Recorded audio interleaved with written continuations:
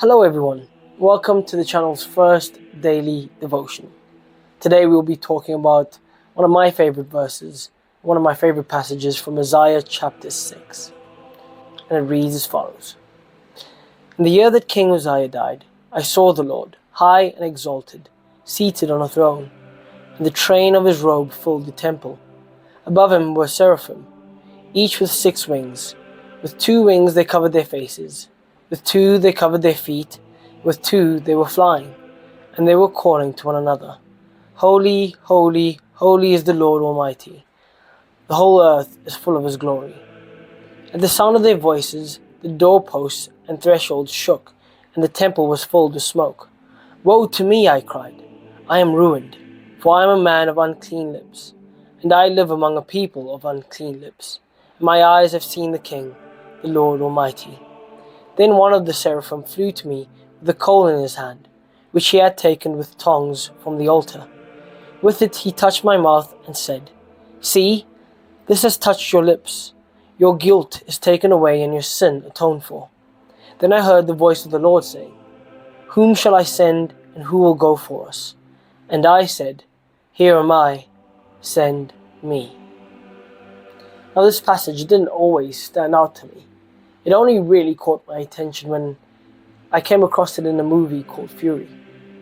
It's a movie about 4 soldiers who were part of an American tank battalion fighting the war in Nazi Germany, who were one of the most feared battalions in the US Army.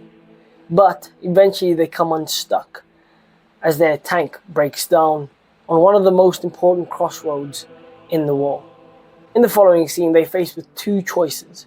One, to run for their lives, and then the second one. The second one, which is obviously not ideal, but one filled with honor and valor. And in this scene, Isaiah chapter 6 comes up.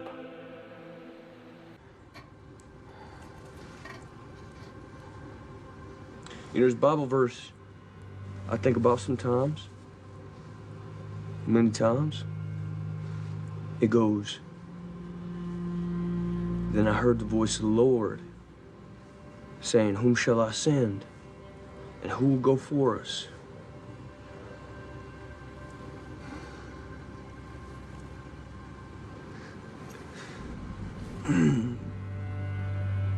And I said, Here am I. Send me.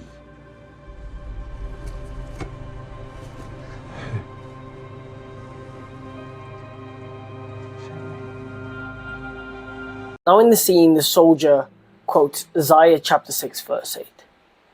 And I think it's really important to see the way that the last part of that passage is presented to us, the way that it's structured. Now this might be a bit of a reach, and I know different renditions of the Bible write it differently, but I really feel like that subtle discrepancy makes the world of difference. So we'll start with the first part. Here am I. Now why I think it's important to look at those 3 words in the way that they are written is because I feel like if it were to say, Here I am, it would seem as though Isaiah said it with more confidence, as more of a statement of intent. Whereas, Here am I kind of seems unsure. And there's a slight air of shame in the way that Isaiah says those words. Again, when we look at the previous verses in this passage, we know that Isaiah felt unworthy to be in God's presence, but also to be a messenger for God. And I think when you hear the words, Here am I, it kind of really relates to us.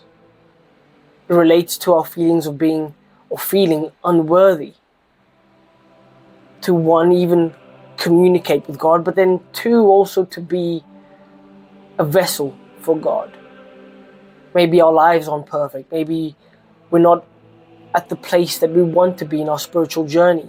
So we don't feel like we're ready to do God's work. And the words, Here am I, really do seem relatable. It's almost as if to say, Here am I, God. I don't know if I'm even capable of doing what it is you're asking me to do. But in Isaiah's case, he's still willing to go. And that leads to the second part. Send me. Now again, when you look at those words, send me, they come directly after, here am I. So the first part seems unsure. The first part seems like Isaiah is really questioning whether he's even capable of doing what God would expect of him. But the second part then shows us that Isaiah is still willing to be sent.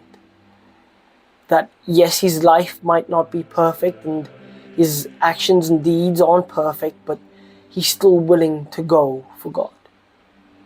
And again, I think that comes back to us.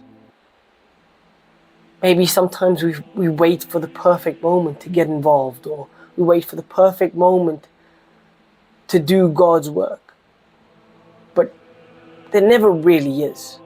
I mean, if you wait for the perfect moment, you're going to be waiting for your entire life. And in this verse, Isaiah really just shows that even if there's uncertainty, even if there's this feeling of unworthiness, that we should still be willing to go, that we should still be willing to do God's work in the world. Maybe that's something we can learn from, that we don't wait until it's perfect, that we don't wait until we have our house in order, that we just go, because we know that that's our responsibility, and also we know that's what God would want from us. So I pray that God gives us the courage to go. That no matter our circumstances, that no matter how bad or how unperfect our lives are, that God gives us the courage and then also the intent to just go and just be willing to be sent by Him to do His work, knowing that we hold everything we need to go out and do just that. May the Lord be with you today, and may you stay blessed. Amen.